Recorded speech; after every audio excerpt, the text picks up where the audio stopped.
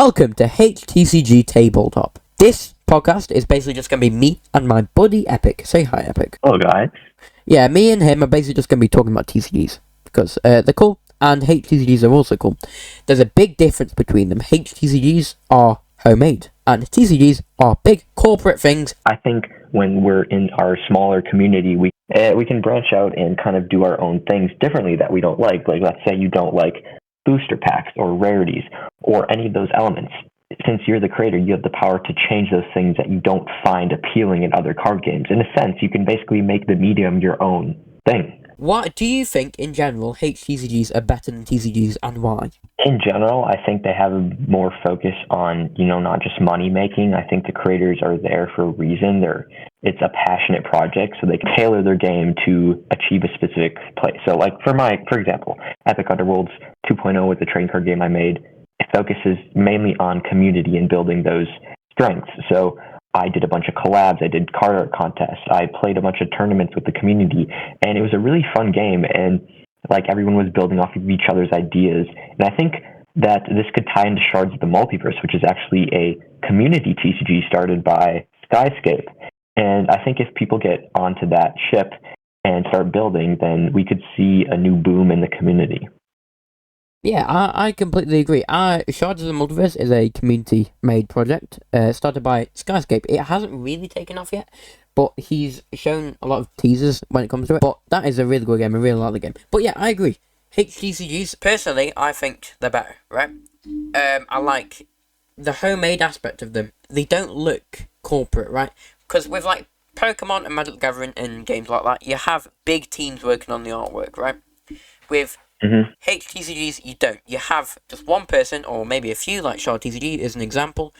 You have maybe one or two people working on the artwork and the whole game in general, and that's why it feels and looks homemade, and that's what I really like about them. Whilst with TCGs, they do look corporate.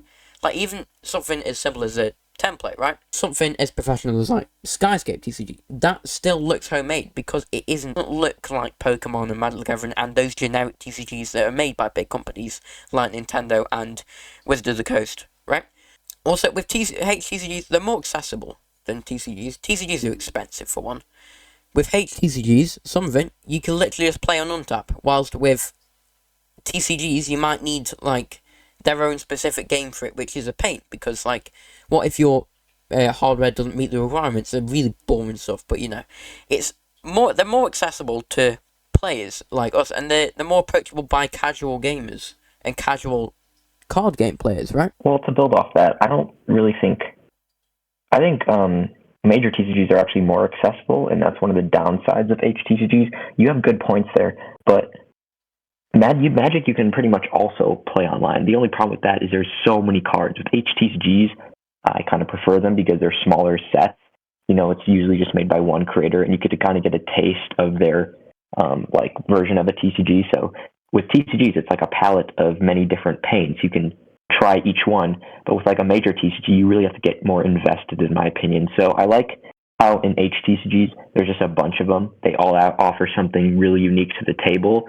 But like with the major TCGs, you often have to spend a lot of money to really get into it if you want to like play with people and stuff. But there is because I've seen Magic, free on Untap too. So there is that. As it comes to like playing the games and artwork wise, definitely, I think HTCGs are definitely more accessible than TCGs. TCGs like Pokemon and Magic the Gathering, especially with like the rules and stuff, they're hard to get into because of how complex they are, and I think the looks don't really help that at all because, it's kind of, I don't know, what's the word? It's kind of daunting on new players when they see like a TCG like that and they're like, oh yeah, I really want to get into this game. And I feel sometimes that the sheer size of the game, like commercially and stuff like that, do put them off.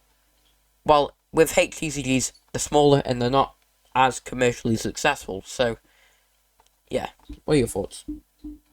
Well, the thing with major TCGs is I think they try to make it easier, accessible for new players, but like when you play with a starter kit, those cards are absolute trash when you want to actually try to play up more. You have to buy a lot of stuff. But with HTCGs, I think that the base level to get in, like you can just build a competitive deck right away with that community because the rule sets are so simple. Magic's a little bit more complex. and the more simple cards are usually the worst ones, in my opinion. So for HTCGs, that's not always the case. I think a lot of creators try to make the game skeletons themselves really basic and easy to understand, and then the complexity comes from the cards. So I think HTCGs should really just focus more on fast gameplay and quick rules because, no offense, but I don't really think people are going to get that invested into one single TCG. I see it more as just people being able to play a bunch of different smaller HTCGs and not just sticking to one game in general. With HTCGs, I feel like the community are more considerate when it comes to like rules, and they're more welcoming, especially with like, as you stated before, starter kits. With bigger games like Magic the Gathering, you get absolutely cards like normally, and it's super expensive to like upgrade your cards and build an actual like competitively viable deck. With HTCGs, you'd have to spend a ton of money because with the starter decks and the pre-made decks, they are already good enough to be competitively viable, right? Because the community are much more considerate and open to criticism, right? That's what's nice about smaller like community. You can get personal feedback and criticisms, and you don't have to, like, since you're the creator, you can change all these different things. It's not like you have to be trapped to the rules of a big company, like especially with the art in major TCGs. I think the art's good. It's just the artists aren't really given that much freedom because they have to draw a specific way, a specific style, and for specific topics. But the creators for a TCG have full reign over what they want to draw and add to their game, which, you know, it might be limiting because maybe they have more of a convergent view of a TCG, whereas multiple creators could make your TCG more diverse.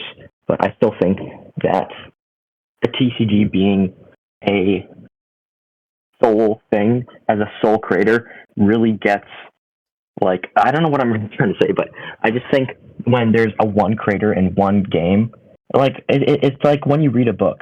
Would you rather read a book written by one person where you could get the full experience of it, or written by a bunch of different authors that have like conflicting viewpoints? You still get a lot of different perspectives and stuff, but it kind of takes away from the main message that the main creator wanted to convey, if that makes sense. Yeah, I see where you're coming from. And with like the artwork, where you said with like bigger TCGs, they have to stick to like one art style, like one way of drawing them, Mm-hmm. and it's really doesn't bring out like the personality. It doesn't give like the creatures and stuff like that. They don't have a lot of personality. Like an emotion from the artist. Yeah, they don't have a lot of emotion and life to them because of the constraints that they are given by these by upper highs in the company. They say like you have to stick to one way of doing this and one way only, and you can only create like a certain amount of characters. You can only create them a certain way, and they have to stick to all these rules. But with HTCGs, they can be whatever you want because you're not constrained to those rules. Unless you're working on like maybe a smaller team, you got a few constraints. Maybe you have to stick to a particular art style because that is the game's art style, right? Maybe you have to stick in like a certain color scheme because that is the color scheme of the archetype, right? That's with TCGs, it's much more constraint heavy, right? When you're doing that, and I think HTCGs are much lighter when it comes to that because you don't have those constraints in the way of doing what you want with it. Do you want to talk about topics of professionality in TCGs? Oh yeah, that's a good idea. What I honestly like in a TCG, or at least recently, I've been getting a lot into art and things like that. And when I want to make a TCG, I want to craft something. I want to treat TCGs as more of an art form. And in order to do that, I try not to do borders on my cards. I try not to make things look all cookie cutter. I like to try to make each artwork or card a piece of art itself, because I think when someone's playing a TCG, that experience of, you know, seeing each card as a piece of art, not just a piece to the puzzle, is more rewarding than playing a game with cards that all look really similar. Like, I'm not saying there shouldn't be a theme. I'm just saying that treating like the TCG form as an art form would probably make creators want to give more value, detail, and focus on the cards themselves, not just as like an assembly line where you should pump out card after card without like any thought towards each one. I feel like when it becomes more professional, when the HTCG does become more professional, it might dip in quality a bit due to that quantity, like you want to get more cards out to please your audience because you're going more professional, and maybe you got a bigger audience now, especially with like people like Chaos Galaxy. I mean, their quality hasn't gone down because they haven't really gone that professional. I mean, they do have a load of products out. They like, but they aren't like Magic the Gathering level. Well, for the HTC community, I think it's definitely split into some archetypes. There's the younger creators who just want to create a fun game. They're really testing the waters. There's the more experienced creators who are still, liking the handmade aspects. There's the people that want to do it professionally. And then there's just the complete professionals who don't really have that handmade aspect, but they're still like technically in the community. So there's a lot of different archetypes. So the HTC community, I don't really think it's just defined by one certain type of making a card game. There's a lot of different diversities of people making TCGs. Like I said, there's the younger people who are just testing the waters. And I think everyone has something to offer in the community because any of those archetypes can inspire someone else. If you like the professionalness of Chaos Galaxy, that could inspire you to step up your game. If you like the handmade and cute drawings of maybe like a Nixia TCG or something, that can really inspire your game. So I think everyone has some sort of aspect to inspire someone because everyone's at different levels. So if someone's maybe on the level of just starting out, they can inspire other people that are on that level. So it's really a good ecosystem where it's not just Magic, where it's just one professional level. That's the standard. For HTCGs, there's so many different levels, so that makes it more inviting because if you see other people at your level, like when I first started, I saw TCG like Rune TCG, which maybe didn't have crazy art, but that would inspire me so much because if he can make a TCG with that level of art, what's stopping me from? So I think having those different levels really helps create a good, healthy TCG community. Eventually, you'll get up to that next level, and the next level, as you practice more and more with your HTCG and making HTCGs, you might fail with some, you might succeed with some. For example, my game, I made a few HTCGs beforehand. I haven't showed anybody them because it's a poo, but it took me a few attempts before I could get to that final stage of Unleashed TCG 1.0. I've developed so much creating HTCGs. I may not have published any since Unleashed TCG 1.0, but I have learned so much, and eventually I can put everything that I've learned into that new game. And I feel like for new creators, that is so inspiring, just seeing people's older games and how they got success from that, and the fact that they've developed so much and they're thinking, oh yeah, I could do that too, and then eventually they will get to that level. Yeah, I mean, for TCGs, like what you were saying, you can see the growth like crazy with each game because each game is a milestone in that creator's journey. And with each game, you learn a bunch of new skills. Like for one game, you might learn about marketing and how the community is important and collabs. For another game, you might learn about card draw and mechanics and the importance of that. So for anyone listening to this podcast, even if you're at the starting level, there's still so much more to experience and learn. So don't be too intimidated. Just have fun with each level of design process. And just be excited to one day know that, wow, you can become a master of this like hobby and create amazing games. But just know that each of those games before that are important. It's like being a filmmaker. A lot of filmmakers started with making crappy looking films, but they wouldn't be at the level they were at without making those. So it's important to make these starting TCGs no matter what skill level you are at because you can progress so much. And I don't really know who inspired you, and that's kind of my question. But when I first got into the community, there's just so many inspirations out there. It's kind of hard to not be inspired by. It's not like there's just like one big company like Wizards of the Coast. For HTCGs, there's a bunch of creators that can inspire you. So I think that everyone has something to offer. Go watch just videos of literally everyone in the community, and you'll learn so much. It took me when I first started out, I was getting no subscribers, no views, but I realized that if I just kept consistently uploading, eventually I would get some sort of traction. I think having a plan going into making a channel or just anything in general is definitely helpful, but just hearing all these people that I've inspired and creating this Discord and seeing the community grow around it has just been so rewarding as a creator. So that's definitely, gone back to me and motivated me to make more TCGs. Yeah, I think what motivated me the most was getting feedback from other people, because I entered your Discord and many other HTCG Discords, and then I posted pictures of my HTCGs, I uploaded videos on YouTube, and seeing that community feedback definitely motivated me a lot to push forward and keep creating my HTCG, because I saw that people liked it, and I was like, oh, people actually like this game. So then I feel like that motivated me a lot, especially, and just general, just like feedback from people. Like, I saw somebody say like, oh yeah, that game's cool, and that really motivated me, I think, and it still does, to be fair.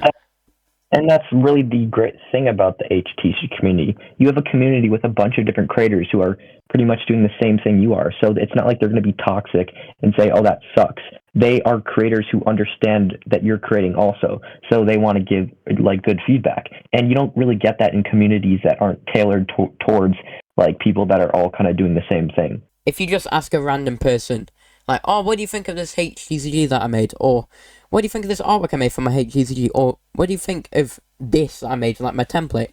They would have just like the same response of, yeah, oh yeah, it's cool. Or, I don't like that. Because they don't understand the art of creating a HTCG. They haven't gone through that same process, and they don't understand it. With communities like Discord and YouTube, you have people who have gone through that process and do create HTCGs and do understand. You get more constructive and beneficial criticism by going through them. And moving on to another topic, this was something I wanted to delve deep in. But when you're not just creating a TCG, but playing someone else's TCG, what are some main things that you look for? Because whenever I want to see like TCGs out there that are handmade in the community, I want to see that they're actually, handmade. That's just the style I prefer. But I just really want to see someone who makes a game that is completely goes past the boundaries that everyone else has made. It just revolutionizes the community. So I think, you probably won't just have that be your first TCG, but people that work towards that, I really want to see a TCG that is inventative. It adds maybe a new way of playing, a new art style, something like that. So that's what I mainly see in TCGs. But when you're out there playing or making TCGs, what are some things that you maybe look for that others could like start working on? I want the game to be fun, right? If I mainly put experience over stuff like professionality or how balanced the game is, right? Because if the game's fun, then why do you really need all that stuff? Maybe if you want it to be a competitive game, then yeah, but what's the point of having a competitive and well-balanced game if it isn't fun? So I think the main thing I look out for is the game fun? Because if the game isn't fun, it's well-balanced, yeah, well done, you got a well-balanced game, but who's going to play it if it isn't fun? Exactly, and I'm actually really glad you mentioned that, because HTCGs, we're not the best at balancing our games. There's some really good balancers out there. For the most part, most of us don't have enough experience creating TCGs to know, maybe some of the things that are overpowered. But that's kind of what makes them fun. It's really fun going into a TCG knowing that, yeah, there might be a lot of broken cards, but everyone's using them, and there's so many that it kind of becomes balanced in a sense.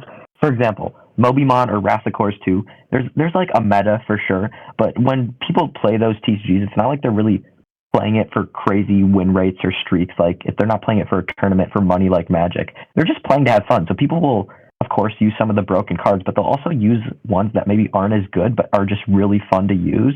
So I like how tailor, in a sense, to how they want to play. Like, let's say you really like gamble cards. You can use those cards, and it's not like you're going to win maybe, but it's still such a fun experience. And that's the fun thing about like HTCGs. It's not like it's anything serious. It's just a casual thing. Like, even the tournaments are pretty casual, especially for Mobimon. That was the most casual tournament. We did it all in one day. It was a blast. A lot of the cards were overpowered, but that's what made it fun. And I really like that aspect of TCGs. Yeah, I agree. I feel like I have experience with very unbalanced games, but I feel like it was fun. Draw 6, yep. Unleash TCG 1.0 had a card that had the ability to draw 6. For listeners who don't know that, you probably won't, because Unleash TCG is a dead and horrible game. But it had a card called Draw 6, and it was broken but fun, and that's what made the game invitable for new players, because it's fun. And who cares if it's broken? I mean, not pointing fingers here, but there is a certain game called Wrath of Course. It's not the most balanced game in the world, but it's stupidly fun, and that's really why I like it, and that's why I like HTCGs in general, like that, because it's fun. Like, it's not balanced, but it's fun. And that's why I like Wrath of Course and games like that. With HTCGs, even if you have less cards, it kind of makes the game more fun, to be fair, because there's less you have to look out for. Like, you don't have to strategize for every single card ever, because there isn't, like, a load there. So, kind of what makes the game more fun, well, for me at least, anyway, because there isn't a huge ton you have to pick from.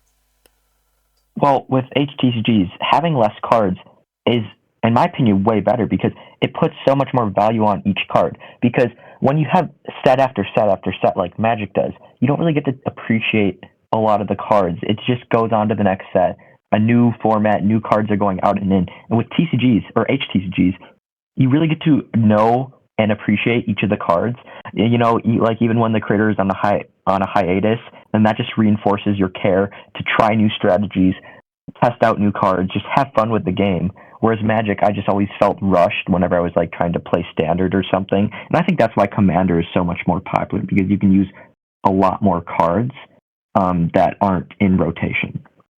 Well, for major TCGs, it's a big commitment. They want you to play their game, so they're going to constantly be bombarding you with set after set, and that's like, you know why how apps send you a lot of notifications? They want you to be on their app. That's kind of the strategy Magic goes with. For HTCGs, it's like, I'm not asking for your money. It's just if you want to play some casual matches from time to time, you know the game is here for you to experience and create amazing memories. It's not like you have to keep up with it like a full-time commitment. You can just have a little bit of fun, you know, try another TCG, go back to that, and just have fun. It's more of a casual experience.